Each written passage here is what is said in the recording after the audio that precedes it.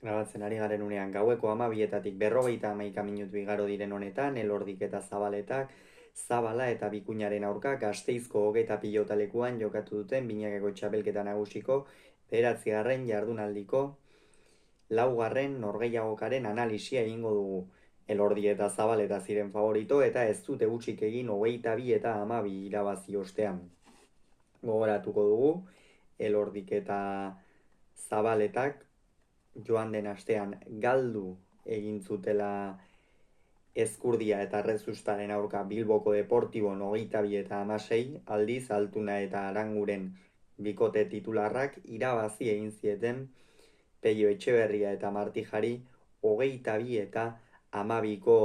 emaitzarekin. Honen bestez, bi bikoteak egin batean gaurkoan dinamika positiboan iritsi dira, baina atzo jakin genuen Aitor Arangurenek gaur ez zuela jokatzerik izango sukarra zela eta gaur goizean jakin dugu Jokin Altunak ere ez zuela jokatuko, honek ere sukarra duela eta garai txarrak izan ohi dira neguko hauek, jende asko kutsatu ohi da eta Altunak eta Arangurenek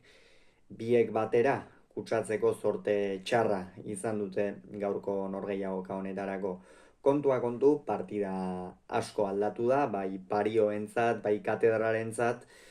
eta hasieratik Inigo Bikuña oso deseroso ikusi dugu. Etzen bere lehen aldia, lehen mailan ordezko moduan, orain artean egin izan dituen ordezkapenak urrutira joan gabe uda honetan Barakaldon Jon Mari Ezkurrenaren aurka jokatu zuen Peñarekin batera, Jon Mari Ezkurrena eta Peio Etxeberriaren aurka, Masterseko ligaxkako lehen jardunaldi hartan,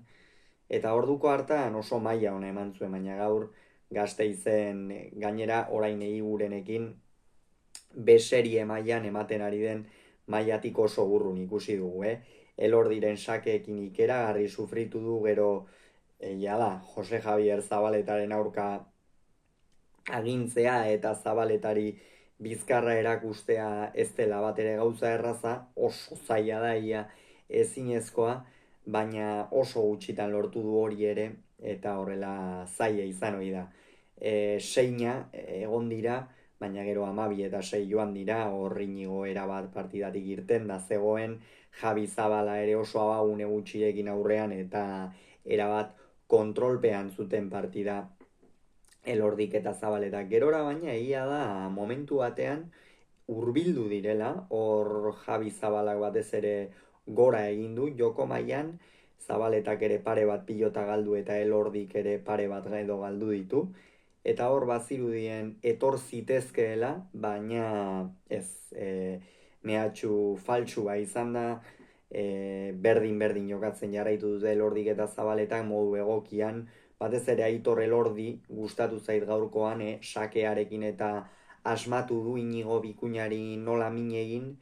eta lehengo astean behar bada ez izango zuen arantza hori asko menturatu zen Joseba Ezkurdiari aurrean jokatzeko horretan, eta horrerru handi xamar bat egin zuen Elordik egin batean, baina gaurkoan oso bestelako partida izan du, eta ia une oro kontrolpean izan dute, gerturatu zaizkienean ere lasaitasuna mantendu dute, biak ala biak esperientzia handiko pilotariak baitira, 18 eta 11 ipini dira aurretik eta azken zatian Zabalak eta Bikuñak ez dute bueltarik ematerik izan.